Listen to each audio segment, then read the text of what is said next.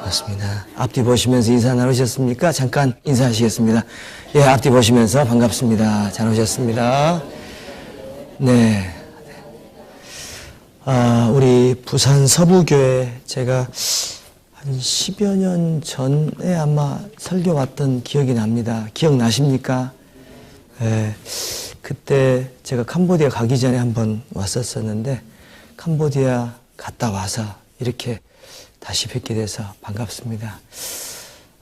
오늘부터 내일까지 이렇게 목사님께서 귀한 시간 해주셨는데 글쎄 제가 배우고 가야 될 것 같습니다.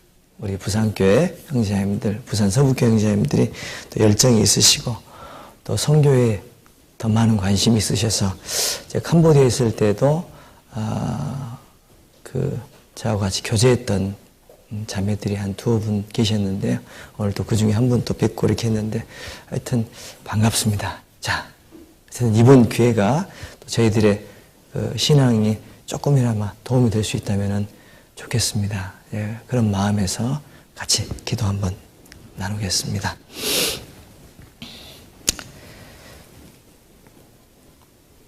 저희를 사랑하시는 아버지 하나님, 저희를 구원해 주시고 주님의 자녀로 삼아 주심을 감사드립니다.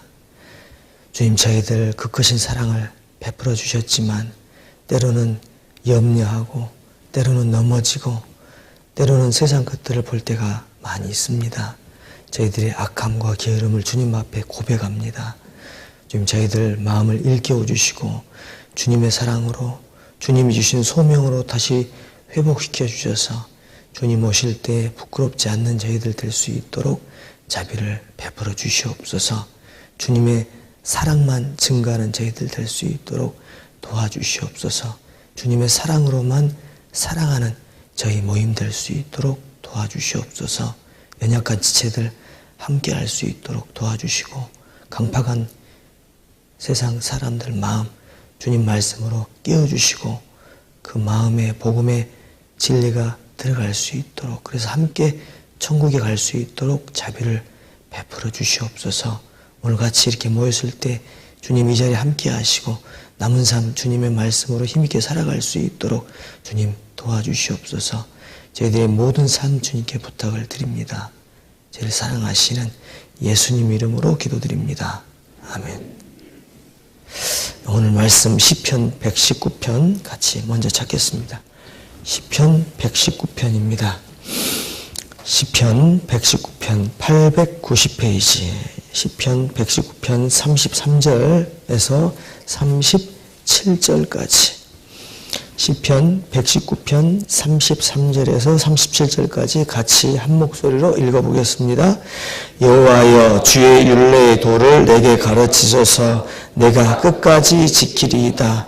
나로 깨닫게 하소서. 내가 주의 법을 준행하며 전심으로 지키리이다. 나로 주의 계명의 첩경으로 행케 하소서. 내가 이를 즐거워함이니이다. 내 마음을 주의 증거로 향하게 하시고 탐욕으로 향치 말게 하소서. 내 눈을 돌이켜 허탄한 것을 보지 말게 하시고 주의 도에 나를 소송케 하소서. 네. 저는 1982년에 구원을 광주교회에서 받았습니다. 그래서 1998년부터 서울중앙교회에서 이렇게 봉사를 하게 됐는데요.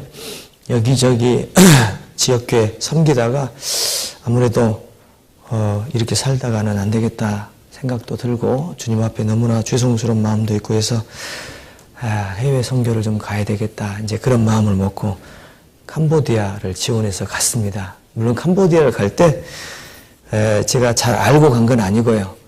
캄보디아가 딱 한 번 선교 여행을 갔다 왔는데 그래도 동남아시아에 한 1,800만 명 정도에 되는 그런 나라에 폴포트 때문에 한 200만 명이 이제 그 킬링필드로 사람들이 죽었지 않습니까? 그래서 그런 어떤 비극의 역사를 가지고 있어서 아무래도 이 사람들에게 복음을 전하면 그런 민족적인 비극도 있고 또 나라도 가난하고, 나라가 보통 나라 인구의 3분의 1 정도가 문맹입니다. 자기 나라 글을 모르고요. 그리고 절반 정도가 하루 $1로 살아갑니다. 우리나라 돈으로 한 200-300원으로 나라의 절반 정도가 그렇게 살아간다고 해서 하여튼 그런 어려움도 있고 또 민족적인 어려움이 있고 해서 복음이 그래도 잘 되겠다 싶어서 이제 제가 지원을 해서 갔는데요. 물론 제 자매하고 상의한 적은 없습니다. 왜냐하면 상의하면 못 가는 건 뻔하니까요. 상의하지 않고 이 목사님께 이제 인사드리려고 시흥교회 부임 받을 때 그때 이제 캄보디아 가기 한 4년 전이네요. 그때 이제 이 목사님께 인사드리면서 시흥교회 왔습니다. 인사드릴 때 제일 힘든 곳으로 보내주십시오. 이렇게 말씀을 드렸는데 자매가 그때 눈이 막 빠질 정도로 저를 쳐다봤습니다. 아니 보내주라고 하려면은 좀 전도 잘 되는 곳으로 보내주십시오 이렇게 하지 왜 제일 힘든 곳으로 보내주라고 그렇게 얘기했냐고 나중에는 그 얘기했는데요. 어쨌든 뭐랄까요, 제 자신이 좀 밉기도 하고 고생을 좀 해야 될 것 같아서 그래서 제일 힘든 곳으로 가고 싶은 마음도 있었는데 물론 그 마음 속에는 객기도 있었겠죠. 뭔가 자기 신앙을 좀 남한테 과시하려고 하는 그런 객기도 있었지 않겠습니까만은 어쨌든 그런 마음에서 이제 어쨌든 그렇게 지원을 했는데 지원했지만은 한 2년간 전혀 소식이 없어요. 그래서 나중에 어떻게 소식이 없습니다 이렇게 했더니 그때 이제 캄보디아가 이렇게 자리가 나와가지고 가게 됐는데 캄보디아는 저희가 이제 교회당이 있고 형제자매들이 모여져서 간 게 전혀 아니고요. 캄보디아는 아무도 없습니다. 선교 여행만 몇 군데 갔고 일반교회 목사님들이 몇 분 구원받은 그런 정도인데 캄보디아 수도가 푸놈펜입니다. 그 푸놈펜에 전도를 좀 해야 되겠다 해서 발령이 돼서 푸놈펜에 갔는데 푸놈펜에 가서 거의 몇 달 동안은 통역 형제 부부하고 저희 가정만 모였습니다. 그 이제 거리 전도를 이제 나가가지고 전도를 이렇게 하지 않습니까? 전도를 하면은 사람들이 너무나 세속적이고 너무나 무식하고 그리고 너무 이제 영적이질 않습니다. 그래서 전도를 하면 꼭 올 것 같아요. 외국 사람이 이야기하고 그래서 이제 얘기는 들어주는데 꼭 올 것 같은데 이제 안 옵니다. 근데 이제 그런 어려운 상황에서도 어떻게 해서든지 막 이렇게 푸시해서 막 밀어붙여가지고 제가 그 푸놈펜에서만요 한 1,500명 노방전도를 했거든요. 그랬는데 그 1,500명 정도에 한 400명 이상이 와서 말씀을 들었어요. 그러니까 한 3명 중에 1명은 왔다고 봐야 되겠죠. 어쨌든 한 400명, 500명 정도는 와서 하루라도 말씀 들은 사람들을 카운트해 보면은 400~500명 와서 말씀을 들었는데 말씀을 한 20명도 오고 30명도 옵니다. 이제 거기 저희가 있었던 그 교회당 위치가 노동 그 도시 빈민가에 이제 자리를 잡았거든요. 조금 좋은 한인타운도 있고 시내 쪽도 있었지만은 아무래도 이제 가난한 사람이 전도가 되지 않겠나 싶어가지고 아주 그 가난한 쪽으로 푸놈펜에서도 외곽 쪽으로 이렇게 자리를 잡아가지고 이렇게 했는데 그렇게 해서 전도를 하려고 이렇게 사람들 모아서 이렇게 말씀을 듣다 보면은 첫날 한 20명도 오고 30명도 옵니다. 그럼 굉장히 기분이 좋죠. 야, 이렇게 오긴 오구나. 막 기분이 좋아요. 한국에서는 전도에도 잘 안 오는데 하여튼 20~30명씩 오고 많이 올 때는요. 한 번 노방 전도에 80명까지 와봤어요. 한 번 노방 전도 거리 전도라고 그 영어로는 스트리트 프로모션이라고 합니다. 거리에서 하는 프로모션, 스트리트 프로모션이라고 하는데 그 스트리트 프로모션을 해가지고 한 80명 정도까지도 이렇게 우리가 말씀을 듣게 하려고 모셔보긴 했는데 대단한 일은요. 말씀을 하루 듣지 않습니까? 다음날 한 명도 안 옵니다. 20명이 말씀 들었습니다. 다음날 한 명도 안 옵니다. 이건 뭐지? 이런 생각이 들고 다음에 이제 30명을 노방전 들었습니다.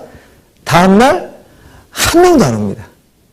이건 뭘까? 그러다가 이제 또 한 80명까지 어떻게 그렇게 힘들게 이제 모아가지고 이렇게 말씀 듣거든요.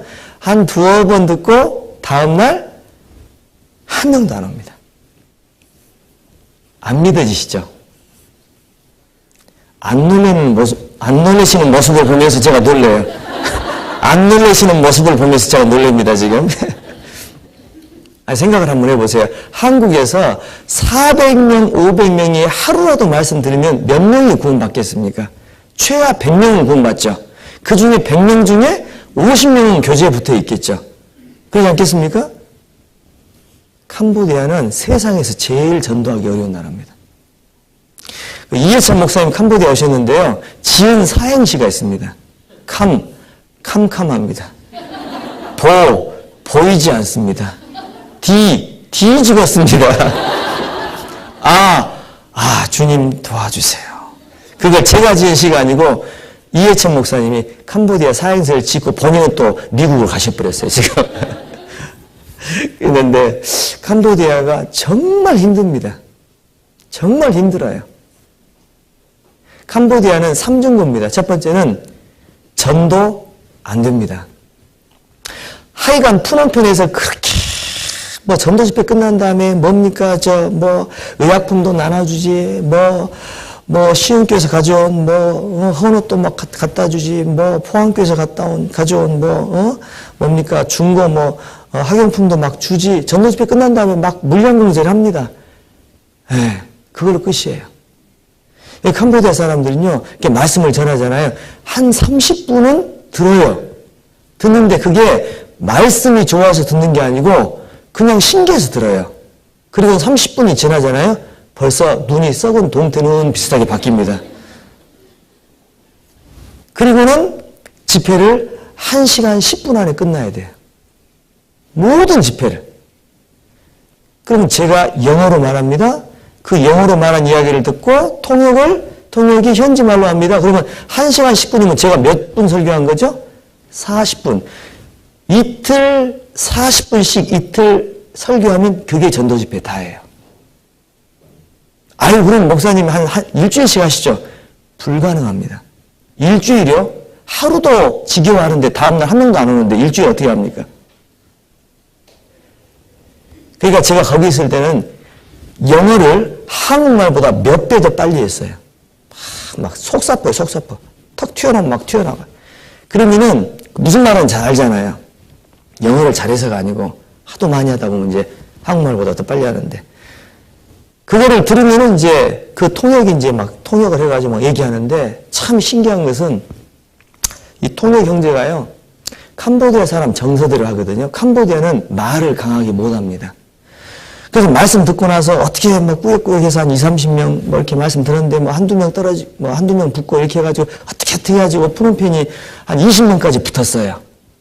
어떻게 해가지고 20명까지 제가 나올 때 20명까지 됐는데 그 20명 되는 그분들 이렇게 모여가지고 이렇게 간증 좀 시켜보고 지임담 물어보고 이런저런 얘기하잖아요. 딱 오시면요. 동그란 원으로 이제 의자에 앉아 있거든요. 딱 오시면 어떤 줄 아세요? 아무 말도 안 해요. 그럼 답답하잖아요. 그러면 제가 통역한테 형제 좀 얘기 좀 해봐. 그러면서 제가 얘기 물어보고 어쩔 때는 막 제가 다그치기도 하고 설교할 때는 강한 액션으로 막 얘기하기도 하면요. 그렇게 말하면 캄보디아 사람들 정서에 안 맞대요. 상처받는데요. 도망간대요. 이런 얘기를 하고 있는 겁니다. 힘듭니다. 거리 전도를 하지 않습니까? 그러면 제가 이야기를 하면은 통역 형제가 저보다 더 열정을 가지고 얘기를 해야 되잖아요. 통역이 저보다 더 뒤에 와요. 물론 캄보디아에서 거리 전도는 불법입니다. 98%가 불교 국가이기 때문에 불교를 믿는 나라이기 때문에 불법이에요. 그래서 거리 전도를 하다가 잡히면 목사 자격증이나 교회 허락증이 날아갑니다. 잡히면.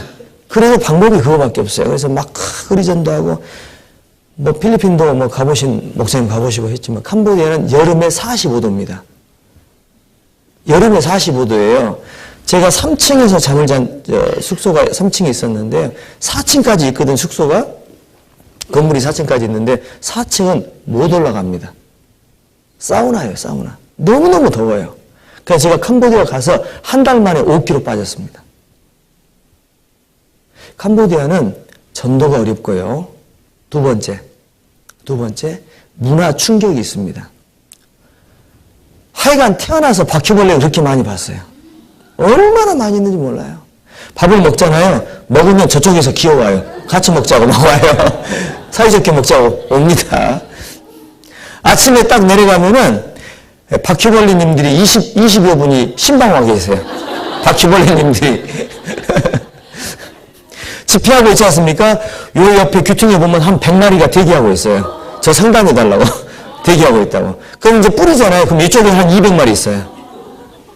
그러니까 그 숙소 있잖아요. 숙소는 모든 구멍을 다 막아야 돼요. 뭐 바퀴벌레 올라오지, 도마뱀 올라오지, 뭐 모기 올라오지, 뭐. 심지어는 너무너무 냄새가 많이 나와가지고 하수구 있죠. 하수구를 시멘트로 그냥 막아버렸습니다. 네. 캄보디아는 문화 충격이 있습니다. 전도 충격이 있고 교제 충격이 있습니다. 형제 자매들과 교제가 단절된 곳이에요. 뭐 통역 형제 자매밖에 없죠. 저희 가정하고. 그래 뭐 한국 형제 자매가 없으니까 뭐 마음을 통할 사람이 없잖아요. 한국에는 뭐 조모임이다, 뭐 구역 모임이다, 뭐 교구 모임이다, 모두에다. 어떤 분은 구원받자마자 모두회라고 해서 모두회는 들어봤는데 모두회가 뭐냐고 이렇게 물어보더라고요. 그러니까 다 이제 모아지에서 이제 교제하는 게 모두회지 않습니까? 하여튼 이렇게 참 교제가 풍요롭고 좋은데 오히려 그렇게 교제가 많으니까 교제가 얼마나 중요하다는 것을 모르고 삽니다. 이제 볼리비아에 김용철 목사님 이제 자매님 아프셔서 오셨는데 볼리비아가 그 초코파이 같은 거 이렇게 보면 다 부풀어 있다 그러잖아요. 부풀어 있다 그래요. 공기가 부족하니까요. 그래서 한 100m쯤 가다가 한번 쉬었다 가야 돼요. 왜? 숨이 차니까. 그만큼 공기가 부족하니까 사람이 이제 막 머리가 아프고 지속적인 저산소증에 시달리는 거죠. 그러면 이제 뇌가 이제 죽어가는 것이. 볼리비아가 참 어려운 지역인데요. 교제가 너무 많다 보면은 교제가 얼마나 중요하다는 것을 몰라요. 제가 캄보디아에서 이제 전주교회 왔는데 형제자매들 밥 먹고 교제하는 모습을 보니까 이야 정말 기가 막히더라고요. 지금 우리가 볼 때 아무렇지도 않잖아요. 우리가 뭐 밥 먹고 거기서 뭐 커피 마시면 교제하는 뭐 이런 모습이 아무렇지도 않잖아요. 그게 그렇게 큰 감동이 되지는 않지 않습니까? 그죠? 그게 감동이라니까요. 이렇게 교제했었지 내가. 이 감동이더라고. 형제 자매들 살아있는 간증 한 번 듣고 죽는 게 꿈일 정도로 살아있는 간증이 없었어요. 우리 한국에 오니까 형제 자매들이 헌금하지. 자기가 막 픽업해가지고 형제 자매들 모시고 오지. 어떻게 해서든 전도해 보려고 막 헌신하지. 교회를 위해서 기도하지. 그 한 분 한 분이 그렇게 귀한 거예요. 캄보디아는요, 구원받은 형제자매들도 교회 올 때요, 손을 딱 내밉니다. 뭐 달라고요? 오토바이 기름값 달라고. 미칩니다. 미쳐요. 전도 집회하면요, 전부 기름값 타령이에요. 기름값 타령. 일반교 목사들 모셔놓고 집회하면 기름값 타령한다고. 교제는 없지, 사는 것은 힘들지, 전도는 안 되지. 굉장히 힘들었습니다. 굉장히 힘들었어요. 그 고통을 말로 표현할 수 없어요. 새벽 3시쯤 되면요, 잠이 깨요. 이 일을 어찌 알고. 거의 새벽 3시부터 잠을 못 자요. 한 번 깨지 않습니까? 잠이 안 와요. 이 일을 어찌 알고.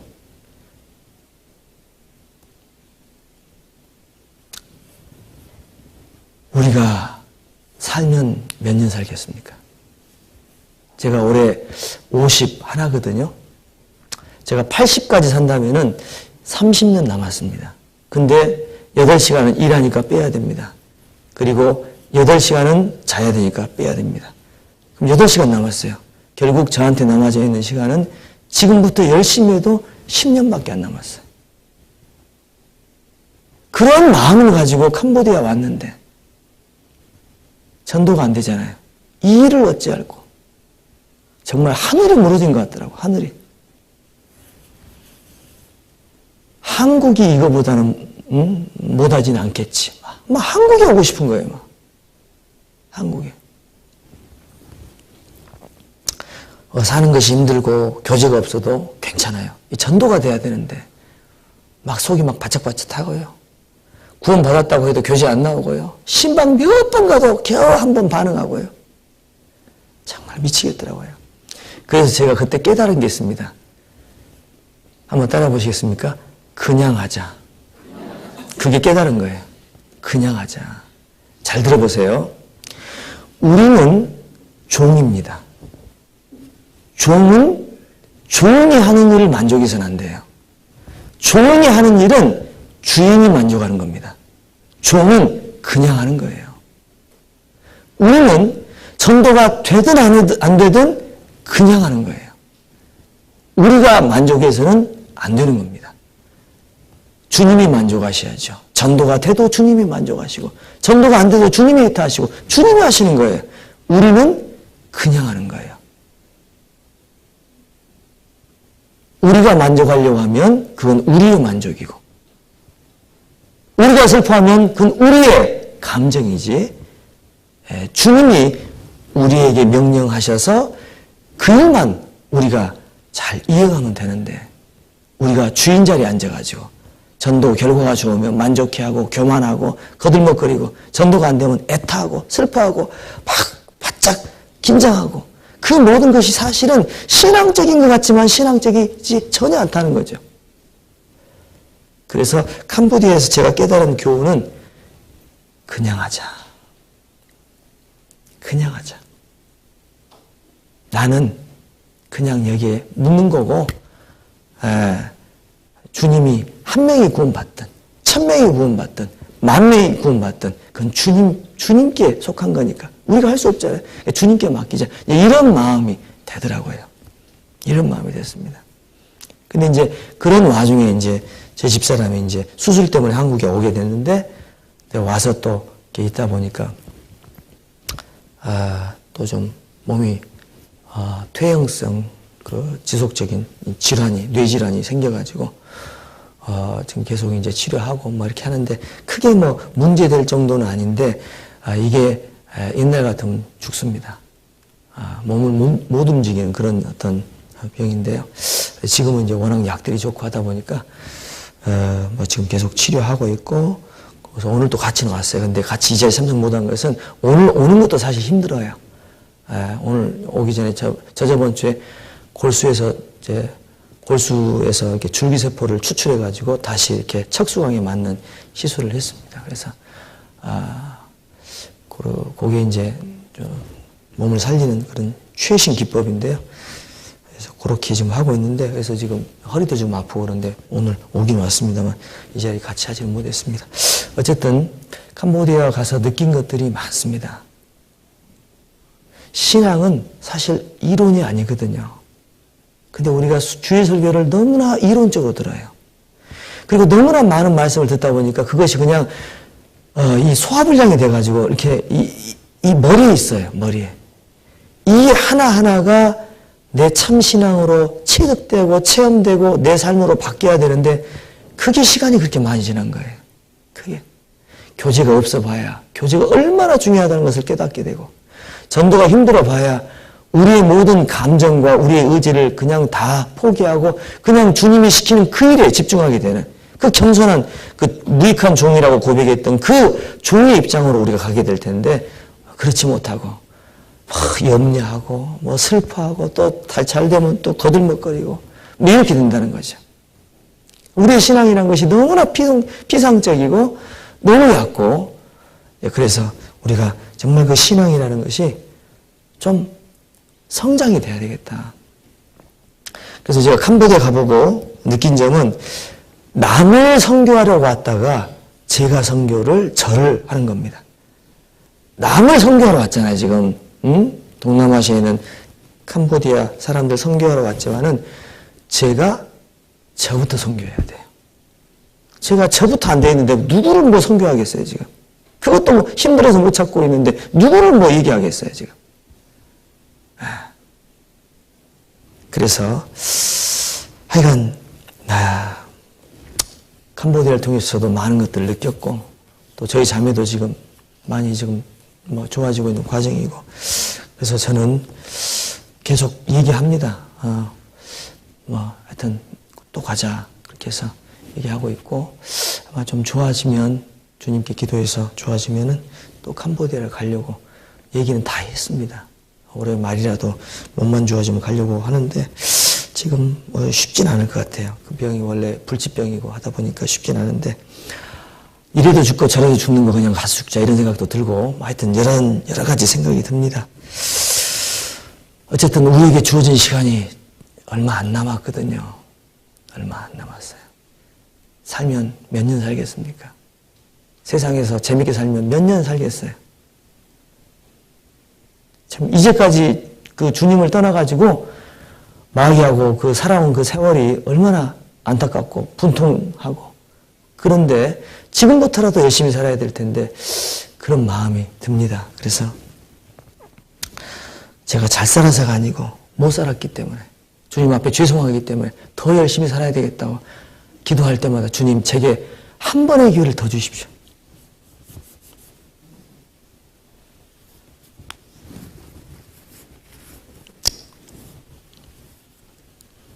한 번의 기회를 더 주십시오.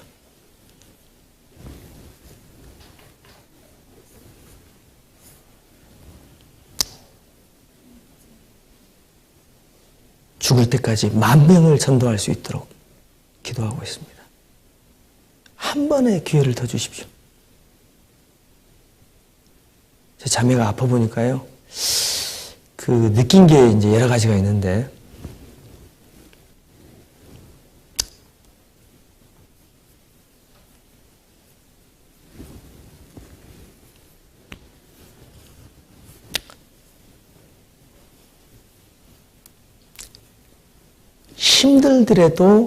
힘들더라도 선교할 수 있다는 것이 행복이라는 것을 깨달았습니다.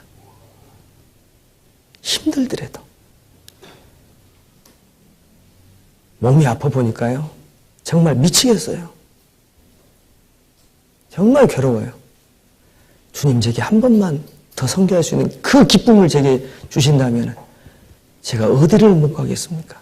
이런 마음이 막 드는 거죠. 한 번의 기회.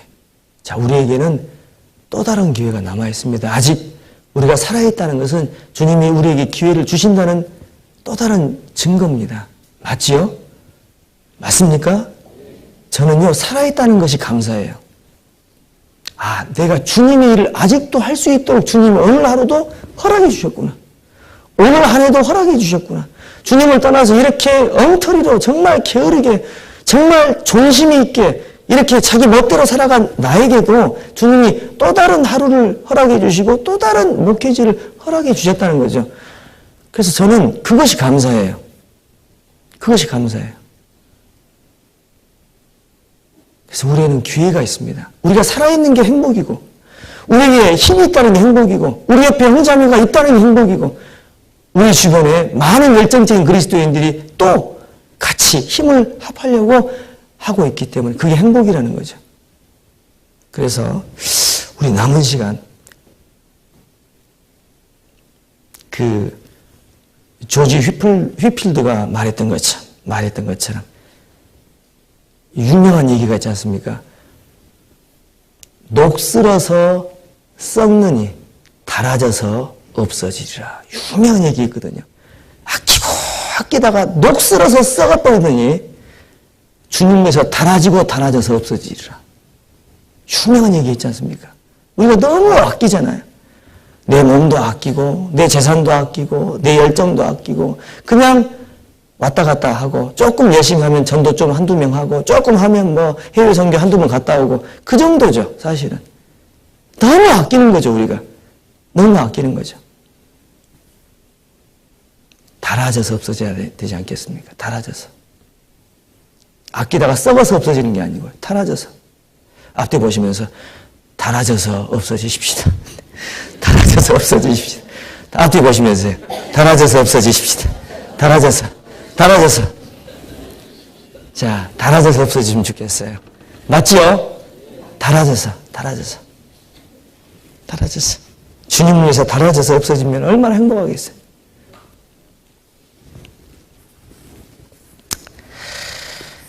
자, 그래서 우리 캄보디아 갔다 오면서 느낀 것들 좀 말씀을 드렸습니다.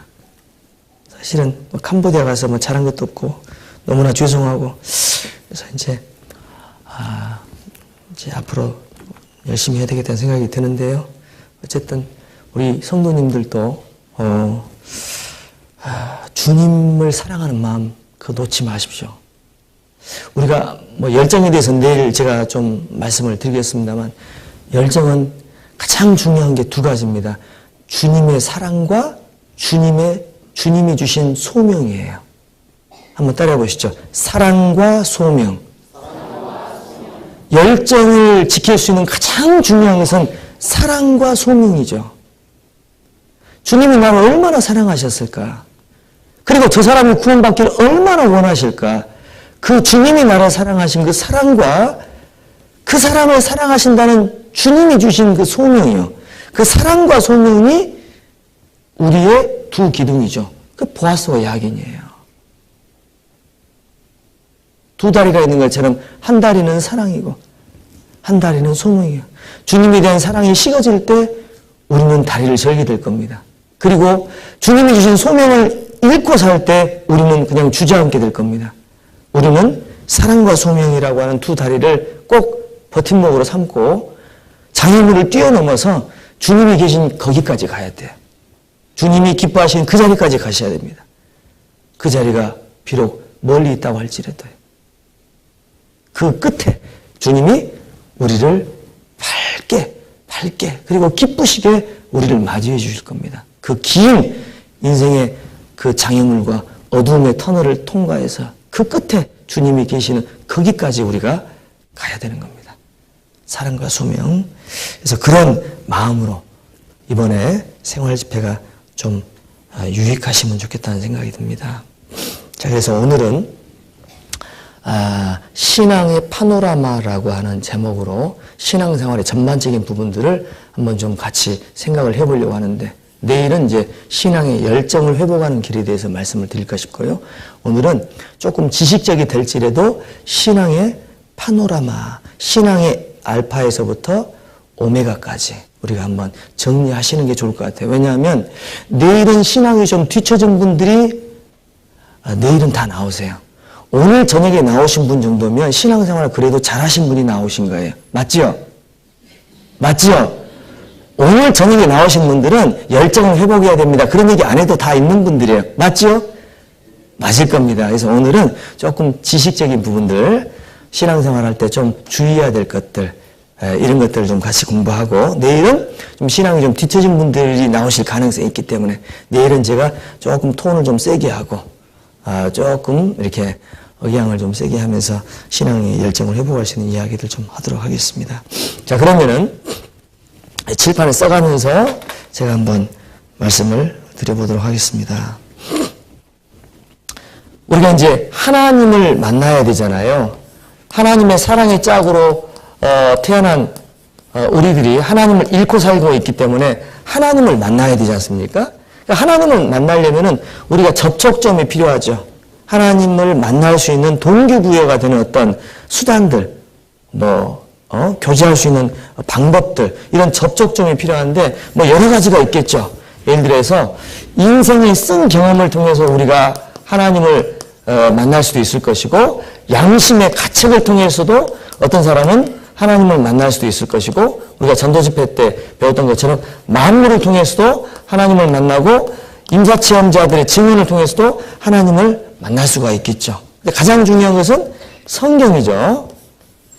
자, 그래서 성경에 대한 정확한 지식이 좀 필요하겠다는 생각이 들고요. 하나님을 만날 수 있는 여러 가지 도구들이 있는데 그런 도구 중에서 가장 중요한 게 이제 성경이니까 성경에 대한 정확한 지식이 좀 필요하겠다 생각이 들고, 두 번째는 성경을 통해서 구원을 받은 사람들, 아직은 신자 중에도 신앙이 약한 분들이 계실 수 있습니다. 그러면은 이분들이 구원을 의심할 수도 있어요. 그렇죠? 구원을 의심하는 것이 신앙생활에서 가장 아주 치명적이지만은 아주 가장 기초적인 장애물일 수 있거든요. 그래서 이런 것들을 우리가 어떻게 구분하고 구원을 확증할 수 있을까? 이런 생각도 우리가 해봐야 될 것이고, 그러니까 구원을 받은 사람이 영적인 성숙을 이뤄가야 되지 않습니까? 영적인 성숙을 이뤄가야 되는데 과연 영적인 성숙, 우리가 어떻게 이론적으로 또는 어떻게 체험적으로 영적인 성숙을 경험하며 하나님 앞에 성화되는 모습으로 우리가 살아갈 수 있을까?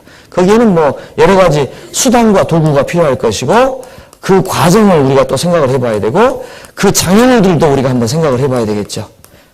자, 이런 것들을 우리가 좀 같이 말씀 나누려고 하고요.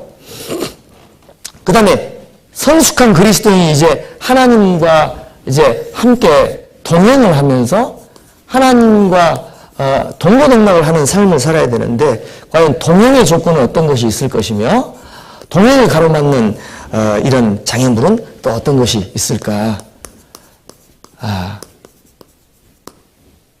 그리고 동행만 해서 될 문제가 아니죠. 성숙만 해서 될 문제가 아니고 하나님의 일을 또 우리가 해나가야 되잖아요. 그렇다면 우리가 그것을 헌신이라고 할 수 있는데 우리가 헌신, 어떻게 우리가 헌신할 수 있을까? 헌신의 실제적인 본주는 어떻게 되며 본주, 헌신을 할 때 우리가 신경을 써야 될 주의사항들은 어떤 것들이 있을까? 이런 것들을 우리가 또 생각을 안 할 수가 없죠. 그리고 이 모든 것들이 교회 안에서 이루어지지 않습니까? 그렇다면 교회라는 것은 도대체 어떤 역사를 가지고 있으며 그리고 교회라는 것이 어떻게 분류가 될 수 있을 것이고 그리고 교회에서 실제로 우리가 어떤 삶을 어떤 실천들을 해 나가야 될 것인지 그리고 교회를 무너뜨리는 수많은 이제 장애물들이 있는데 우리는 뭘 주의하고 살아야 되는지 이런 것도 생각을 해봐야 되겠죠. 그리고 결국에는 주님 앞에 가게 됐을 때 우리가 주님을 만날 텐데 주님을 만나면 이제 계산을 해야 되잖아요. 그리스도의 최후의 심판이 있을 텐데 최후의 심판에 대한 이미 우리의 세월들을 까먹은 그리스도인들이 어떻게 보상을 하면서 주님 앞에 준비하며 살아갈 수 있을까? 그동안 잘못 살아온 삶에 대해서 어떻게 보상하며 주님 앞에 살아갈 수 있을까? 이런 것들을 좀 생각을 해보려고 해요. 시간이 될지 모르겠습니다. 여기는 대캄보디아입니까? 대부산 서북교회입니까? 네. 대부산 서북교회죠? 네. 30분 만에 뭐가 되면 안 되시겠죠? 거시기가 되시면 안 됩니다. 그래서 우리 먼저 접촉점부터 한번 생각을 해봅니다. 자, 지금 이해가 되십니까? 네. 오늘은 조금 수준 있는 얘기를 합니다. 이해가 되시겠죠? 네. 내일은 좀 수준이 낮은 얘기를 합니다. 그래도 열정을 회복할 수 있는 좋은 얘기를 하니까 내일도 오세요. 네. 자, 그래서 접촉점, 따라해보세요. 접촉점. 우리가 전도 집회 때는 통상 성경이 사실이다. 그런 논리적인 증거만 하잖아요. 근데 우리가 하나님을 믿게 할 때는 논리성도 있어야 되지만 하나님을 믿어야 되는 당위성도 있어야 된다는 거죠. 이 두 가지가 다 있을 때 우리가 하나님께 마음이 열려요. 왜냐하면 노아의 방주가 사실이다, 에덴 동산이 있다, 그런 것을 얘기하는 것은 논리적으로 접근하는 거예요. 그것 가지고는 부족해요. 그것 가지고는 하나님 있어, 그래 다음에 시간 될 때 믿을게, 이렇게 된다는 거죠. 그것 가지고는 부족하고 그 하나님의 증거가 필요하지만은 하나님이 필요한 그 증거들을 줘야 돼요. 이 사람들이 이게 인도가 되지 않습니까? 인도가 되면은 그 사람들로 하여금 자기가 하나님을 떠나서 얼마나 비참하게 살고 있는지를 그 실체를 보여줘야 돼요. 보여줘야 돼요. 그래서 하나님이 필요한 존재라는 것을 알려줘야 됩니다. 그걸 당위성이라 그래요. 하나님을 믿어야 되는 당위성. 왜 하나님을 믿어야 되느냐? 이 당위성만 확실하다면은 증거가 좀 부족해도 믿고 싶은 마음이 이미 올라온 거 있잖아요. 맞죠? 그러니까 우리는 농사를 지을 때 밭부터 만든 다음에 그 다음에 씨앗을 뿌려야 돼요. 맞죠? 마음 밭갈이를 해야 돼요. 우리가 하나님을 떠나서 얼마나 비참하게 살고 있는지, 하나님을 떠난 세상이 얼마나 지금 모순된 인생으로 가고 있는지, 그리고 앞으로도 얼마나 우리가 비참하게 살아갈 건지를 우리가 알려줘야 되고, 그것이 이제 인생에 쓴 경험이나 양심의 가책이나 사고의 비일이나 모순이나 죽음의 그 촉박성이나 이런 모든 걸 가지고 당위성을 먼저 증명해야 돼요. 이것은 뭐 월요일만 해서 될 문제가 아닙니다. 매일 얘기해 줘야 돼요. 그래서 마음이 가난해져야 돼요. 따라오시죠. 심령이 가난한 자는 복이 있나니 천국이 저희 것이며. 그렇습니다. 심령이 가난해져야 돼요. 심령이 가난한 사람한테 에덴 동산 말하고 노아 홍수를 얘기하고 핵전쟁을 얘기하지 하나님 앞에 마음이 무장해제가 되지. 노아의 방주만 해가지고는 어렵습니다. 옛날에는 됐어요. 옛날에는. 저는 노아의 방주가 발견됐다 그 얘기만 듣고도 믿었는데 지금은 택도 없습니다. 택도 없어요. 그래서 우리는 당위성을 가지고 접근도 하고 그 다음에 그 위에 이제 논리성을 접근을 해야 되는데 이제 이게 성경이죠. 우리가 하나님을 만날 수 있는 접촉점이 이제 성경인데요. 성경에서 핵심이 뭘까? 핵심. 성경은 지금 우리에게 뭘 얘기하고 있습니까, 지금? 성경은. 성경의 핵심, 디모데후서 3장을 보시겠습니다. 성경에서 말하는 핵심은 뭘까요? 한마디로 세 단어로 요약을 해봐라. 그러면은 이제 디모데후서 3장을 찾으셔야 됩니다. 디모데후서 3장 15절부터 17절까지 같이 읽으세요. 또 네가 어려서부터 성경을 알았나니 성경은 능히 너로 하여금 그리스도 예수 안에 있는 믿음으로 말미암아 구원에 이르는 지혜가 있게 하느니라. 여기 보니까 성경은 능히 너로 하여금 그리스도 예수 안에 있는 믿음으로 구원을 얻게 하는 지혜가 있다. 성경을 배웠을 때 첫 번째 목적은 구원받는 거예요. 두 번째 목적은 16절 시작. 모든 성경은 하나님의 감동으로 된 것으로 교훈과 책망과 바르게 함과 의로 교육하기에 유익하니 모든 성경은 유익하다. 뭐 하기에 유익하냐? 17절에 답이 있습니다. 시작. 이는 하나님의 사람으로 온전케 하며 모든 선한 일을 행하기에 온전케 하려 함이니라. 답이 나왔습니다. 성경을 배워야 되는 성경에서 말하는 3대 원칙, 목적이 있다. 첫 번째, 구원받게 해요. 두 번째, 17절에 사람을 온전케 합니다. 세 번째, 선한 일을 행하기에 온전케 해요. 즉, 선한 일을 하게 한다는 거죠.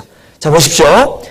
구원을 받게 하고 성화되게 하고 헌신하게 한다는 거예요. 따라해 보십니다. 구원, 성화, 헌신. 이 세 가지가 성경에 기록된 3대 목적이에요. 그러니까 성경이 전파될 때는 반드시 이 세 가지가 다 전파돼야 되겠죠. 구원만 강조되면 안 돼요. 결혼만 하고 이제 같이 살지 않는 것처럼 구원만 받으면 안 되죠. 구원 받은 다음에 온전케 돼야 되고 성화돼야 되고 성화만 돼서 안 되죠. 자기만 인격이 막 고양이 발전이 되어가지고 주님을 닮아서 그래서 뭔가가 일이 되어야 되잖아요. 그래서 성화되는 것뿐만 아니고 헌신, 선한 일을 해야 된다는 거예요. 마리아가 좋으십니까? 마르다가 좋으십니까? 둘 중에 고르라면 누구를 고르시겠어요?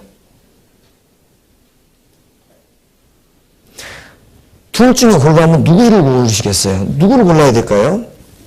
마리아를 먼저 고르고 그 다음에 마르다도 버리면 안 되는 거죠. 성숙이 필요하지만 성숙은 선한 일을 위한 성숙이지 성숙을 위한 성숙만은 아니라는 거죠. 맞습니까? 그래서 구원받고 그 다음에 성화되고 그 다음에 헌신하는 겁니다. 따라해 보시죠. 헌신. 우리가 쉽게 구분할 때 새신자다, 헌신자다 이렇게 말하는데 발음 잘못하면 큰일 나십니다. 헌신자입니까? 헌신자입니까? 이게 잘못하면요 헌신자가 되세요. 맞죠? 헌신자가 되시면 안 되고 헌신자가 되셔야 되는데 우리가 이제 구원받고 성화되고 헌신자가 되게 하게끔 성경이 기록되어 있다는 거죠. 맞습니까? 그래서 우리는 그 세 가지를 항상 생각하며 성경을 읽어가야 되는데 이제 성경에 대해서 제가 말씀드리고 싶은 이제 핵심이 뭐냐면은 그 성경에 나와 있는 3대 원칙에 대해서 말씀을 드리고 싶고요. 3대 원칙. 두 번째 성경에 대해서 말씀드리고 싶은 것은요. 성경에 대해서 말씀드리고 싶은 것 중에 두 번째는 이 성경이 여러 가지 논란의 여지가 있습니다. 어떤 분은 뭐 이 사본이 맞네, 저 사본이 맞네, 뭐 이게 맞네, 뭐 이렇게 말하는 분이 있고 그러는데요. 그걸 분명히 아셔야 됩니다. 성경은 원본은 틀림 있습니까? 틀림 없습니까?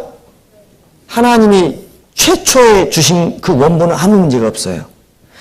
이걸 계시받았다 그러거든요. 그리고 그 원본을 이제 베낀 걸 사본이라고 하고 그 사본을 번역한 걸 번역본이라고 그러죠. 그러면은 원본은 전혀 문제가 없는데 사본은 베끼면서 아무리 잘 베껴도 오류가 혹 있을 수는 있습니까? 없습니까? 있어요. 뭐 숫자상의 오류 같은 거랄지. 아니면은 시간이 지나니까 이 사본이 조금 달아져서 그 한 구절이 특정 구절이나 특정 장이 사라진 거랄지. 그래서 여러 사본이 있어서 서로 비교해가지고 사본의 정통성을 확립하고 성경에서 말하는 하나님의 원뜻을 이제 확인하려고 하는 것이 이제 필요하긴 하는데 이것이 또 번역을 하다 보면 문화적인 한계가 있습니다. 번역의 문화적인 한계. 영어는 브레드죠. 한국은 떡이죠. 이스라엘에서는요. 유교병이죠. 유교병은 떡도 아니고 브레드도 아니에요. 그런 문화적인 한계가 있습니다. 그래서 이 원본의 그 정확한 내용이 전해지면서 인간의 그 한계 때문에 그 원본의 내용이 이렇게 이제 오차가 있을 수가 있는데 이런 오차가 있음에도 불구하고 성경의 그 3대 원칙, 우리가 구원받고 성화되고 하나님 앞에 헌신하는 데는 그 성경의 오차가 의미가 있습니까? 없습니까? 없다는 거죠. 이것을 허용오차라 그래요. 따라보시죠. 허용오차. 영어로 톨러런스라고 그럽니다. 뭐든지 기계에 설정을 할 때 허용치가 있어요. 그 허용치까지는 아무 문제가 없는 거예요. 성경도 톨러런스, 허용치가 있어요. 허용치. 그 허용치가 있을 수가 있는데 문제는 이 허용치가 뭐 큰 문제인 거, 뭐 숫자가 몇 개 좀 틀렸다고 해서 그게 뭐 큰 문제인 것처럼 떠벌리고 다니면서 뭐 킹제임스만 말하면은 그게 잘못됐다는 겁니다. 알겠습니까? 아시겠죠? 자, 성경 번역 역사. 먼저 헬라어로 기록되고 히브리어로 기록되고 아람어로 일부가 기록됐어요. 뭐 다니엘서 2장에서부터 7장까지는 아람어예요. 히브리어가 아닙니다. 하여간 헬라어, 히브리어, 아람어로 기록이 됐다가 이 성경이 구약 성경이 히브리 이제 헬라어는 없죠. 구약 성경이 헬라어로 번역되죠. 그건 이제 71년이라고 하고 이게 이제 나중에 라틴어로 번역이 되죠. 그것을 라틴 벌게이트라 그래요. 그게 이제 나중에 영어로 번역되죠. 존 위클리프요. 뭐 이런 사람들이 번역을 했지 않습니까? 윌리엄 틴데일요. 번역을 하다가 나중에 화형까지 당했지 않습니까? 그러다 이제 이거 나중에 이제 중국으로 들어오죠. 모리슨이라는 선교사가 중국의 물리역이라고 성경을 번역합니다. 물리역이라고 번역이 있는데 이 물리역을 가지고 이제 우리나라 한글 성경이 1911년에 구역 성경이 완성됐고 여기에 1956년에 구역이니까 개역 성경이 완성이 됐죠. 우리가 보는 게 1956년 개역판이고 여기에 조금 더 보강된 게 1998년에 개정개역판으로 보강이 된 거예요. 근데 개정개역판이 약 2만 개의 사소한 오차가 있다라고 말하기 때문에 우리가 조금 번역이 완성이 될 때까지는 개정개역판을 안 보고 있는 겁니다. 이해가 되시겠습니까? 예. 그래서 이 영어 성경이 그 당시 조금 그 1611년에 킹제임스라는 왕이 이제 번역을 하게 해가지고 제노바 성경을 이게 번역을 해서 나온 게 킹제임스 버전이에요. 그래서 제노바역 또 킹제임스 버전 이렇게 하는데 이런 성경들을 가지고 이런 성경의 정통성을 얘기하면서 모든 성경은 다 잘못됐다. 킹제임스만 맞다. 한글 킹제임스만 맞다. 이렇게 말하는 사람들이 혹 있습니다. 잘못된 것입니다. 신명기서 17장을 한번 보십니다. 신명기서 17장 18절.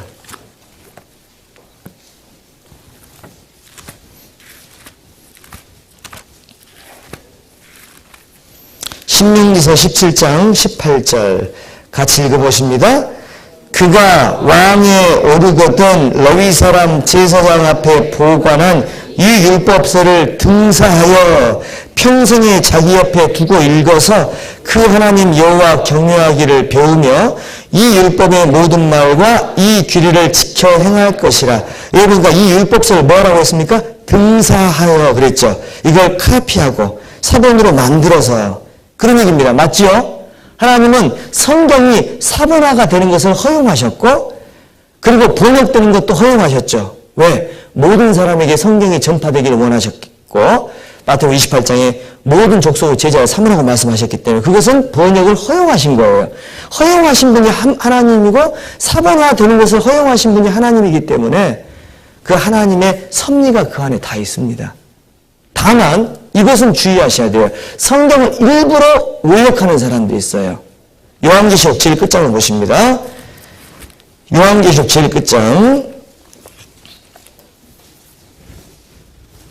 요한계시록 제일 끝장 22장 보시면은 423페이지 18절입니다. 같이 읽어보십니다. 내가 이 책의 예언의 말씀을 듣는 각인에게 증거하노니 만일 누구든지 이것들 외에 더하면 하나님이 이 책에 기록된 재앙들을 그에게 더하실 터이요. 이게 더하면 더하신다고 했지 않습니까? 더한 사람들이 누굽니까? 카톨릭에서 외경들을 더해놨지 않습니까? 한번 따라보시죠. 정경, 외경, 위경. 외경은 역사적인 가치는 있으나 하나님의 말씀은 아닌 게 외경이고, 위경은 완전히 말줄된 이 성경화되어 있는 게 이제 위경이에요.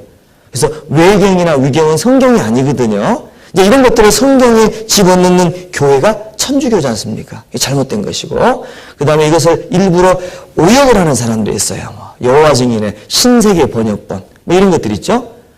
예. 그래서 이런 것들은 잘못 번역된 이런 성경들이 있습니다. 그래서 그런 것들은 주의해야 되지만 하나님께서 허용 범위 내에 그 허용 오차 범위 내에 놔두신 성경 사본들과 번역본들까지도 싸잡아서 하나님의 말씀이 아니라고 말하는 것은 하나님의 권위에 도전하는 것이고 복음을 대적하는 것이 되는 겁니다. 이해가 되시겠습니까? 자, 정리해봅니다. 성경의 3대 원칙 시작. 구원받고 성화되고 헌신하는 거예요. 그래서 그거고 또 두 번째는 성경의 원본이 맞지만 허용 범위치 안에서 사본과 번역본들이 아무런 문제가 없다는 겁니다. 아시겠죠? 다만 의도적으로 성경을 집어넣는 그런 성경들은 우리가 아니라고 말해야 되겠죠. 그리고 세 번째, 성경을 우리가 정확하게 보실 때 중요한 것은 성경은 읽으셔야 되고요. 두 번째, 묵상하셔야 되고요. 세 번째, 적용하시는 겁니다. 읽고 묵상하고 적용하는 건데요. 읽는 것은 다 하세요. 근데 중요한 건 뭡니까? 묵상과 적용이 이제 문제가 되는 겁니다. 이게 문제가 되는 겁니다. 그래서 읽는 것도 잘 하셔야 되겠지만은 묵상하는 것도 깊게 묵상하셔야 됩니다. 그래서 우리가 성경은 한 구절을 보더라도 깊게 묵상하셔야 돼요. 우리가 사실 힘이 되는 것은 한 구절 묵상된 그 구절입니다. 뭐 20장, 30장 읽었냐 안 읽었냐 이게 중요한 게 아니고 한 구절이 오늘을 살게 하는 힘이 돼야 된다는 거죠. 한 구절이. 그 한 구절을 우리가 잡기 위해서 20장 읽는 거예요. 네, 그래서 우리가 묵상하는 시간을 마련하셔서 우리가 성경을 읽으시더라도 꼭 중요한 것들은 내 마음에 새기고 메모하고 스마트폰에다가 막 집어넣어 놓기도 하고 해서 그 한 구절이 내게 생명과 위로가 될 수 있도록 하셔야 됩니다. 시편, 아까 읽으셨던 119편 다시 넘어오십니다. 시편 119편 37절입니다. 같이 읽어보십니다. 37절 시작. 내 눈을 돌이켜 허탄한 것을 보지 말게 하시고 주의 도에 나를 소송케 하소서. 주의 도에 나를 소송케 하소서. 그 주님의 말씀 한 구절이, 주님의 도 한 구절이 나를 소송케 하거든요. 요나단이 어땠습니까? 요나단이 꿀을 좀 찍어 먹고는 눈이 밝아졌잖아요. 요나단이요. 우리가 그렇게 돼야 되거든요. 하나님 말씀 한 구절이 우리의 영혼을 밝게 해야 됩니다. 그 한 구절이 나의 삶을 바꾸게 되는 것이죠. 한 구절이. 자, 그래서 성경을 읽는 것도 중요하지만 묵상하는 것이 중요하고 그 묵상이 잘 되면 적용은 자연스럽게 되는 겁니다. 그래서 제일 중요한 것이 묵상이에요. 일단 감동을 받는 것이 중요해요. 감동부터 받아야 돼요. 어떤 분은 감동을 받아도 적용이 잘 안 됩니다. 삶이 안 바뀝니다. 괜찮아요. 감동 10번 되면 한 번은 바뀌어요. 10번 되셔야 돼요. 그래서 성경이 우리가 가장 중요한 하나님과의 접촉점이니까 우리가 성경에 대해서 이런 지식들을 가지고 있는 것이 필요할 것입니다. 그리고 이제 두 번째, 구원에 대한 이야기인데요. 사실 이제 새신자나 또 자녀를 둔 부모님은 그 아이들이 구원을 의심하는 케이스가 많이 있습니다. 왜 구원을 의심할까요? 거기에는 여러 가지 잘못된 동기가 있어요. 첫 번째는 구원을 의심하는 가장 큰 동기 중에 하나, 죽음이나 휴거가 때때로 두렵게 느껴질 때 구원을 의심할 수 있습니다. 두 번째, 남하고 자기의 구원을 비교해 볼 때 그렇게 실감나게는 구원을 안 받은 것처럼 보여지니까 구원을 의심할 수가 있겠죠. 세 번째, 삶의 변화가 없기 때문에 구원을 의심하는 케이스도 많고요. 네 번째는 뭐냐면 구원 자체가 너무 중요하기 때문에 구원이 확실해도 구원을 의심하는 케이스도 있어요. 구원이 너무 중요하니까 그 구원의 중요성을 너무 진지하게 깨달아서 구원 받은 사람도 구원을 의심하는 케이스도 혹 있습니다. 자, 그럼 이때 어떤 마음을 먹고 구원을 우리가 확증할 필요가 있을까요? 구원은요, 이렇습니다. 자, 1번부터 먼저 말씀드리면요. 두려움은 두 종류가 있는데, 첫 번째는 근본적인 두려움이 있고, 두 번째는 일시적인 두려움이 있어요. 이것을 구분하셔야 돼요. 중요한 이야기입니다. 구원받은 사람도 일시적으로 두려움이 있을 수는 있습니까? 없습니까? 있어요. 데살로니가후서 2장을 보십시오. 데살로니가후서 2장입니다. 데살로니가후서 2장 2절인데요. 334페이지. 데살로니가후서 2장 2절 같이 읽어보십니다. 혹 영으로나 혹 말로나 혹 우리에게서 받았다 하는 편지로나 주의 날이 이르렀다고 쉬 동심하거나 두려워하지 아니할 그것이라. 구원받은 데살로니가 교인들도 주님이 가까이 오신다라고 해서 두려워할 수 있기 때문에 두려워하지 말라고 권면을 하는 겁니다. 구원받은 사람도 죽음이나 휴거에 대해서 일시적인 두려움을 가질 수가 있습니다. 왜? 죽음 자체가 그렇게 즐거운 일이 아니잖아요. 휴거 자체는 대단히 심각한 인류 역사상 가장 심각한 문제이기 때문에 그거 자체가 그렇게 환영받을 만한 그런 일은 아니에요. 하지만 우리에게 죽음을 이길 수 있는 주님의 사랑이 있고 휴거 이후에 오는 주님이 주시는 평안이 있기 때문에 우리가 주님의 사랑과 주님이 주시는 그 평안을 가지고 두려움을 이기는 거죠. 그래서 구원을 받으면 근본적인 두려움은 사라집니다. 아, 내가 이겨야지. 이래서 사라지는 게 아니고 사라져버려요. 수동적으로. 그냥 사라져버립니다. 성령이 오시기 때문에 믿음이 확실히 생겨서 죽음에 대한, 휴거에 대한 두려움이 사라지는데, 그렇지만 일시적인 두려움이 남아있을 수는 있다는 거죠. 맞습니까? 네, 이거 꼭 기억하셔서 구분하셔야 돼요. 항상 두렵다. 구원이 아닐 가능성이 있죠. 근데 가끔 두려웠다. 근데 그것도 생각해보니까 괜히 걱정했다. 왜? 주님이 다 용서했는데 또 걱정하면 주님을 슬프게 하는 일이잖아요. 그래서 일시적인 두려움은 그때그때 사라지는 것이죠. 그래서 이렇게 이제 구분하시면 될 것 같고요. 비교, 믿음의 분량이란 게 다 틀리잖아요. 믿음의 분량이 틀리기 때문에 지혜롭게 생각하라고 말씀하셨어요. 어떤 분은 구원받고 막 펑펑 울죠. 어떤 분은 그냥 맹숭맹숭 받아들이죠. 그래도 예수님의 사랑이 믿어지면 구원은 구원인 겁니다. 맞죠? 예수님의 사랑이 믿어졌다면 구원은 구원인 거예요. 오늘 사실 저한테 회를 대접해 주셨거든요. 지금이야 제가 말씀드립니다만 제가 회를 별로 안 좋아해요. 나 이거 사주시니까 먹었는데 근데 하여튼 잘 먹었습니다. 잘 맛있게 먹었어요. 비싼 회인데.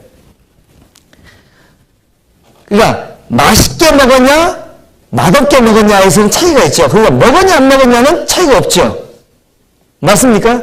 그래서 구원받은 사람도 믿음의 분량에 차이가 있어요. 구도심을 많이 가졌던 사람이 구원받으면 너무 기쁠 겁니다. 죄책감을 너무나 많이 가지고 있던 사람이 구원받으면 많이 기쁠 겁니다. 그래서 구원이 많이 기쁜 사람의 특징은 구도심이 다른 사람보다 많든지. 구도심, 고도심 말고 구도심, 도를 추구하는 마음이요. 진리를 찾는 마음. 저는 어릴 때 그랬다고 그러잖아요. 어머니한테 엄마 5살 때요. 엄마 사람이 죽으면 어떻게 돼? 어떻게 돼? 어떻게 돼? 막 울면서 우는 것처럼 막 물어봤다는 겁니다. 눈물이 이 눈이 막 글썽글썽해가지고. 그 문제를 풀려고 어머니도 막 그 해인사 고승도 만나고 막 여기저기 막 다 했는데 막 답이 없어가지고 막 자기도 막 힘들어 죽겠는데 제가 막둥이가 엄마 어떻게 돼? 막 눈에서 막 눈물이 쿵 떨어질 것처럼 물어보니까요. 가슴이 막 탁 막힌 거예요, 그때가 제가 몇 살이냐면 5살이에요. 그때부터 목사 기질이 있었다, 이 말이에요. 제가, 그때부터. 구도심이 중요해요, 구도심이. 상당히 저를 좀 비꼬는 분도 있는데. 괜찮습니다. 뭐, 망가져보죠, 오늘은 뭐. 워낙 우리 박 목사님이 젠틀하신 분이기 때문에 저는 그냥 망가져 보도록 하겠습니다, 오늘. 괜찮겠죠? 오늘 제가 좀 망가져 보도록 하겠습니다. 구도심. 구도심이 많을수록 구원받으면 사람이 틀려지잖아요. 지금 그 영인교회도요, 이경주 형제라는 분이 계세요. 얼마나 술을 많이 먹고, 이게요, 그저 안 믿어지는데, 한 달에 번 돈이요, 한 5천도 벌고, 막 그랬대요. 한 달에. 예, 그분이 그 법을 좀 보시는 분이고, 그쪽으로, 법무사 쪽으로 일하시면서, 그런 데서 수익을 뭐 하셨는데, 뭐 5천도 벌고 1년에 많이면 몇 억도 벌고 이렇게 했는데 술값을 얼마나 썼겠습니까? 근데 그분이 저녁에 혼자 새벽 2시에 비도 보다가 혼자 구원받았어요. 혼자. 와이프는 전도하다가 자고 자기는. 혼자 구원을 받으셨는데 얼마나 바뀌었는지 몰라요. 사람이 완전히 바뀌었습니다. 그 구원 받아가지고 지금 한 3개월 됐나? 한 5개월 됐나? 정말 바뀌었습니다. 사람의 그 마음이요. 하나님을 찾는 간절한 마음이 있으면, 돈으로도 만족하지 못하는 그 마음이 있으면요. 바뀌거든요. 그리고 죄책감. 자기가 지은 죄가 많을수록, 또 양심이 밝을수록 구원의 확신이 더 생기겠죠. 변화도 마찬가지고요. 그리고 구원 자체가 너무 중요해서 구원 의심하는 케이스가 있어요. 너무 중요하니까. 이런 거 다 없어. 뭐 이거 다 문제가 안 돼. 그래도 구원을 의심하는 케이스는 이 케이스예요. 너무 중요하니까. 근데 사실은 너무 중요하니까 구원 의심하는 사람이 구원 안 받아서 구원 의심하겠습니까? 그렇진 않겠죠. 그 사람이 구원 안 받고는 구원의 중요성을 알 수가 없을 거라고요. 그러니까 그것을 이미 알고 있는 사람은 이미 구원받은 사람이면 틀림없을 거라고. 맞지요? 맞지 않습니까? 그럼에도 불구하고 우리가 좀 찜찜한 부분이 있을 수 있기 때문에 구원 자가 진단법 4가지를 말씀을 드리겠습니다. 부산 서북교회니까 제가 말씀을 드립니다. 구원 자가 진단법 4가지. 자, 봇돌이를 한번 풀어보겠습니다. 구원 자가 진단법. 첫 번째, 나, 이게 있어요. 이게 하나님 이렇게 우리가 그려보시고요. 그 다음에 교회 이렇게 그려보시고, 그 다음에 세상 이렇게 그려보시고, 그 다음에 나 이렇게 그려보세요. 그래, 이제 여기서 이제 우리가 생각을 해봐야 되겠죠. 구원받으면 전방위적 변화가 생깁니다. 전방위적 변화. 모든 방향에서 사람이 바뀌게 되는데, 구원받으면 전방위적 변화. 보세요. 나는 하나님과 교통하고 싶어요. 하나님과 교통하고 싶어요. 기도하고 싶습니다. 무슨 일 있으면 하나님 앞에 의지하고 싶어요. 기도하고 나면 기분이 좋잖아요. 마음이 편안해지지 않습니까? 기도만 해도 힘이 되거든요. 안 그러시던가요? 뭐 슬프고 어렵고 그러면요, 사람한테 막 전화하고 막 따지고 이거 할 거 없잖아요. 그냥 기도하면 그렇게 마음 편하잖아요. 당장 뭐 답이 안 보여도 눈앞에 결국은 하나님이 해주시겠지. 하나님이 필요하신 대로 이 일을 이끌어 가시겠지. 그렇게 맡겨놓으면 마음이 편하지 않습니까? 맞죠? 네? 네. 저희 집사람이 이제 교제 갔다가 늦게 오면은 막 마음이 막 불안하거든요. 누가 데려갔을까? 하긴 얼굴이 이쁘긴 이쁜데 누가 데려갔을까? 막 이래서 막 생각이 되고 막 누가 막 우리 자매를 누가 데려서 어떻게 하고 나 어떻게 살아요? 이렇게 막 불안한데요. 이제 그런 마음이 들다가 어떤 마음이 듭니까? 나중에는 그래, 가면 가는 거야. 주님이 데려가신다는데 내가 뭘 얘기를 하겠어? 주님이 데려가시면 가는 거야. 오다가 뭐 교통사고로 가든 뭐로 가든 주님이 데려가면 가는 거야. 주님이 하셨다면 나는 괜찮아. 그런 마음이 들잖아요. 그때 어떻게 됩니까? 띵동 나왔어 이렇게 말하잖아요.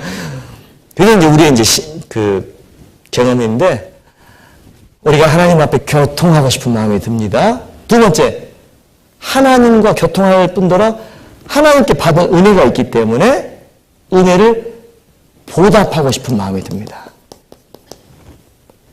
그렇잖아요. 하나님과 교통하고 싶은 마음이 들고요.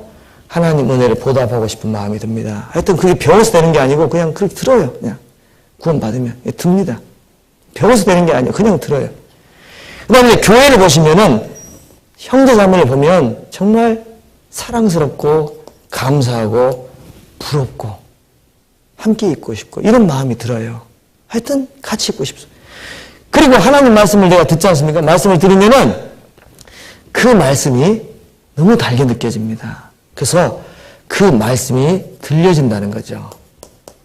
설교자가 좀 버벅대고 좀 힘들고 어려워도 그 말씀 자체가 내게 귀하기 때문에 그 말씀이 들려지고 형제자매 만나면 사랑의 감정이 느껴지고요. 나를 보면 어떻습니까? 나를 보면 좀 변화된 것을 조금 알 수 있죠. 많이 변화된 건 아니어도 조금이라도 변화된 것을 어느 정도 인지할 수가 있습니다. 근데 변화 안 된 나의 모습도 있어요. 그래서 죄를 짓기도 하죠. 죄를 지으면은 갈등을 느낍니다. 그전에는 죄를 지어도 그렇게 고민이 안 됐는데 하여튼 구원받으면 작은 죄만 지어도 그렇게 양심이 찔려요. 맞습니까? 그전에 구원받은 다음에는 큰 죄 지어도 큰 문제 없었는데 구원받은 다음에 양심이 밝아져가지고요. 양심의 악을 깨달아 이런 말씀 있지 않습니까? 작은 죄만 지어도 그렇게 힘들어져요. 그래서 내가 바뀌었다는 것을 압니다. 죄 자체가 싫어진다는 것을 알게 돼요. 죄를 안 짓는다는 건 아니죠. 짓지만 싫어진다는 것을 알게 되는 것이고 세상에 대해서 어떻습니까? 허무하다는 것을 느낄 거예요. 허무. 세상 친구들을 보면 어떻습니까? 전도해야 되겠다는 생각이 듭니다. 불쌍하잖아요. 어떻게 해서든 전도하고 싶은 마음이 생기지 않습니까? 저도 대학 다닐 때 고등학교 있고 이렇게 할 때도 전도 이렇게 하고 다니는데 제가 고등학교 때 학교 선생님 4명 전도했고요. 친구들 13명 전도했던 기억이 납니다. 친구들 13명, 선생님 4명, 선생님 전도하다가 어려움도 당하고 이렇게 했는데 어떤 친구는요 이렇게 전도했습니다. 아예 수업 시간에 성경은 사실이다. 그렇게 논문을 장문을 써가지고 발표를 해요. 그리고 장문 발표하는 시간이 있지 않습니까? 자기가 글 써가지고 학생들 앞에서 발표하는 시간이 있잖아요. 한 사람당 한 5분씩 주어지는데 제가 한 40분 했거든요. 40분 했어. 45분 수업에 40분은 어떻게 되겠어요? 국어 선생님은 막 죽이려고 눈을 부릅뜨고 뒤에서 쳐다보고 애들은 지겨워가지고 몸을 꼬고 그래도 저는 얼떨결에 그냥 칠판에 써가면서 성경은 사실이다. 너네들은 지옥 간다. 이런 얘기를 하고. 근데 희한한 것은 그거 말씀 듣다가 나중에 연결돼서 구원받아 지금 목사도 있는 목사도 있다 이 말이에요. 지금 서울교회. 예. 우리 박 목사님하고 좀 비슷한 분인데요. 하여튼 이건 계세요. 서울교회. 이 전도하고 싶은 마음이 생기죠. 어떻게 해서든 전도하고 싶은 마음이 생기고 세상을 보면 허무하다는 느낌이 막 들고요. 근데 항상 이런 마음이 든 것은 아니에요. 이것은 성령 충만할 때. 성령 충만 안 하면 어떻게 돼요? 잘 봐보세요. 성령 충만 안 하면요. 기도도 좀 하고 형식적으로 바뀌죠. 그 다음에 그냥 대충 살고 싶은 마음도 있죠. 그 다음에 지겹죠. 사람들이. 쳐다보면은 상처가 되고. 말씀 언제 끝나나 한 12시 20분쯤 되면 시계부터 보고 있죠. 그 다음에 이제 갈등 무뎌졌죠. 변화는 멈춰있죠. 전도는 해도 안 되니까 지쳐있죠. 허무. 그래도 티볼리가 좋죠. 제가 티볼리거든요. 그러니까 이렇게 세상이 보일 때가 있습니다. 이런 순간들이 있어요. 그건 성령이 충만하지 않는 것이고 그건 일시적인 것이죠. 일시적인 것과 근본적인 것은 틀려요. 맞습니까? 근본적으로는 이런 마음이 다 들잖아요.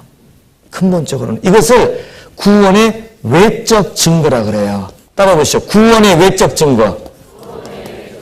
구원의 외적 증거, 그러니까 외적, 밖으로 표현되는 게 증거고, 구원의 내적 증거도 있습니다. 그 내적 증거는 뭡니까? 어떤 게 내적 증거겠습니까? 다른 거 없습니다. 주님의 사랑이 믿어졌다는 거예요. 감사하게 믿어졌고,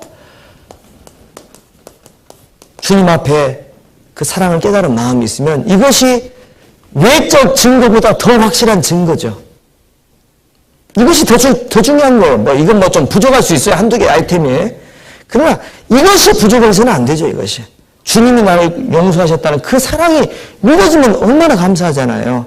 내 생활이 지금 다 안 바뀌었다고 해도 내 마음은 바뀌었잖아요. 맞습니까? 마음은 그 구원받는 순간 바뀌어버려요. 생활이 좀 서서히 바뀌어서 탈이지. 구원받는 순간 마음은 새 사람이 되는 겁니다. 이것이 내적 증거예요. 이런 외적 증거, 내적 증거가 잘 나와 있는 것이 요한일서입니다. 그 요한일서에는 구원받은 사람 증거들이 많이 나와 있습니다. 근데 제가 볼 때 이것이 더 중요해요. 저 사람이 구원받았어, 안 받았어? 제가 구원받았습니까, 안 받았습니까? 상담 좀 해주세요. 이렇게 오는 분이 있어요. 그럼 제가 그분한테 꼭 하는 얘기가 있어요. 저는 자매님의 구원에 대해서 관심이 없습니다. 다만 자매님의 신앙생활에는 관심이 있습니다. 무슨 얘기인 줄 아세요? 설령 구원이 불확실해도 교회에 나오면 구원은 확실해져요. 구원이 확실했는데 교회에 안 나오면 또 불확실해져요. 중요한 것은 지금 오늘 제가 구원 감별사가 돼가지고 구원이다 아니다 이것을 해줘서 목사님 구원이라고 했으니까 나는 편하게 집에 가서 다리 풀고 자야지, 다리 뻗고 자야지. 그거 아니죠. 그거 아니고 가장 중요한 것은 신앙생활로 연결되면 구원이 좀 불확실해도 그분이 구원은 확실해질 것이고 구원이 확실한 사람은 더 열심히 살아갈 수 있을 테니까 지금 중요한 것은 구원 감별이 아니고 교제 가운데 거하는 겁니다. 이렇게 말씀을 드려요. 맞습니까? 그게 더 중요한 겁니다. 구원 감별보다 더 중요한 것은 교회 안에 있으면서 하나님 말씀 안에 거하면 어떻게 하나님 앞에 거하는데 구원이 불확실할 수 있겠습니까? 자, 고린도전서 15장을 고린도전서 15장을 보시겠습니다. 그래서 구원 감별보다 더 중요한 것은 교제 가운데 거하는 것이고요. 또 그런 구원들을 의심을 우리가 떨치고 열심히 살아가는 것이 또 중요할 것입니다. 자, 고린도전서 15장의 58절 같이 읽어보십니다. 그러므로 내 사랑하는 형제들아 경고하며 흔들리지 말며 항상 주의 일에 더욱 힘쓰는 자들이 되라. 이는 너희 수고가 주 안에서 헛되지 않은 줄을 알미니라. 됐습니다. 경고하며 흔들리지 말며 구원에 대해서 흔들리지 마시고요. 잘못된 교리에 흔들리지 말고요. 경고하며 흔들리지 말며 주의 일에 더욱 힘쓰는 자들이 되라. 성경은 그렇게 권면합니다. 자, 우리는 이렇게 구원에 관련돼서 우리가 조금 혼돈이 될 수 있는 것들은 정리하고, 자, 성경에 대해서 정리했고, 이제 영적 성숙을 위해서 우리가 나아가야 될 것입니다. 근데 이쯤 되면 좀 지겨울 수가 있어요. 구원받은 사람도 지겨울 수가 있습니다. 잠깐 쉬었다가 계속 말씀 전하겠습니다. 저기 뒤에 보면 프린트물도 있으니까 잠깐 쉬었다가요. 프린트물 그 찬송가도 있을 텐데, 이제 괜찮으시겠습니까? 기타를 잘 쳐서가 아니고, 기타를 좀 쳐야 이제 이 곡에 좀 맞습니다. 그래서 기타를 한번 치면서, 찬송 배우는 시간을 잠깐 갖도록 한번 해보겠습니다. 자, 여기 기타 줄이 조금 길긴 한데요. 하여튼 대충 한번 쳐보죠 뭐. 자, 이게 하나님 내 혼을 너무나 사랑해 찬송이 있습니다. 자, 하나님 내 혼을 너무나 사랑해. 그거 찾으셨죠?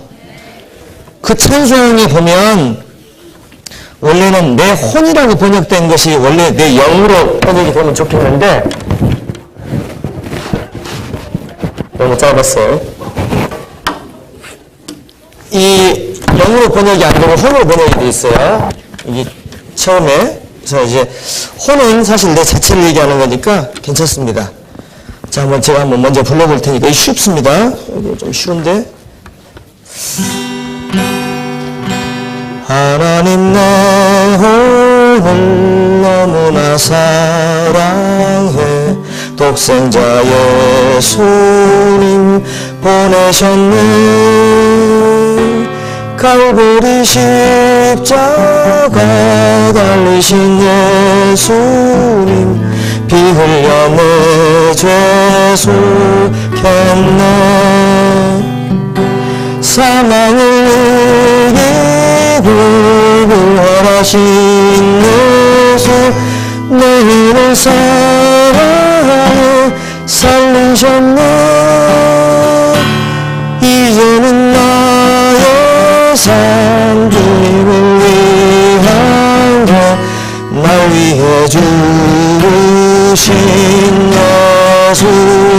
같이 부릅니다. 하나님 너를 너무나 사랑해 독생자 예수님 보내셨네. 갈보리 십자가 달리신 예수님 피 흘려 내 죄 속했네. 사망을 이기고 부활하신 예수 내 하늘 사랑에 살리셨네. 이제는 나의 삶 주님을 위한 것 생명의 주이신 예수. 제가 잘못 불렀는데 1절을 불러야 되는데 2절 죄 아래 짓눌려 일그러진 얼굴 예수님 찾아와 웃게 했네. 거룩한 하나님 영상을 담도록 하나님 아들 삼았네. 사망을 이기고 부활하신 예수 내 하늘 사랑에 살리셨네. 이제는 나의 삶 주님을 위한 것 생명의 주이신 예수. 나 혼자 힘으로 나 혼자 힘으로 아무것도 할 수 없다는 것 주님 보이셨네. 갇힌 몸살을 살게 하시려고 주님 내 안에 사시네.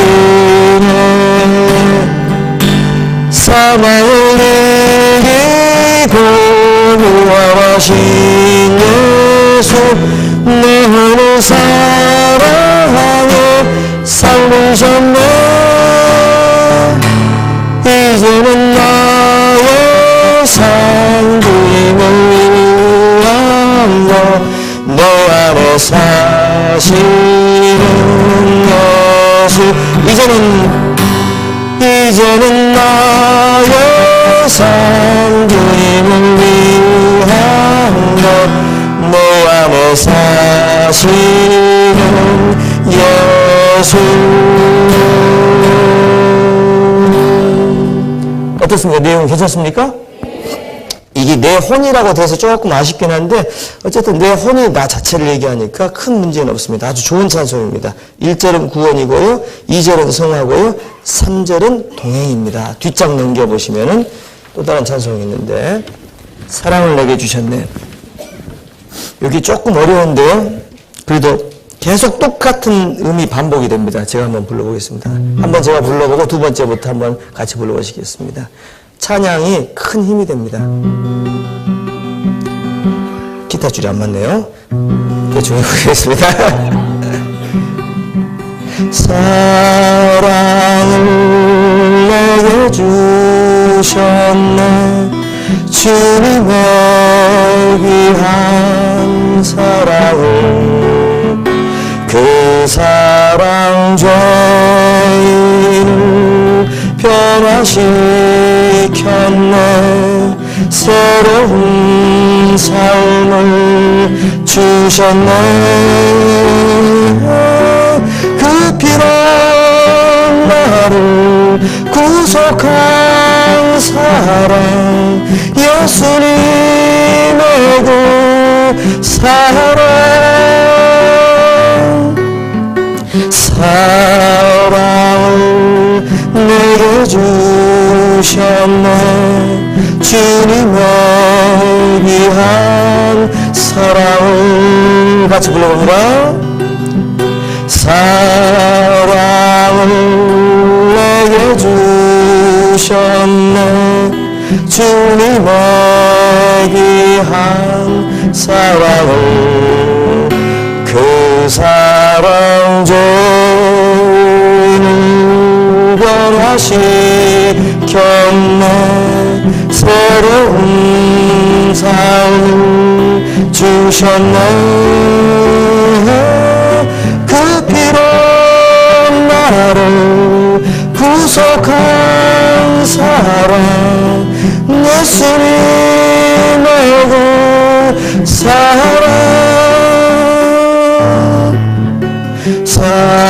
사랑을 내게 주셨네. 주님의 귀한 사랑을 꿈처럼 3절입니다. 꿈처럼 사라지겠네. 세상 모든 슬픔들 주 예수 볼 때 찬송하겠네. 날 인도하신 그 사랑, 그 피로 나를 거룩해 하신 주님 만나는 그날,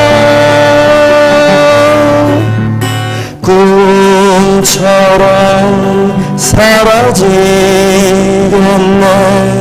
세상 모든 슬픔들. 감사합니다. 찬송 어떠세요? 좀 괜찮으십니까? 이런 찬송이 참 복음적인 찬송인데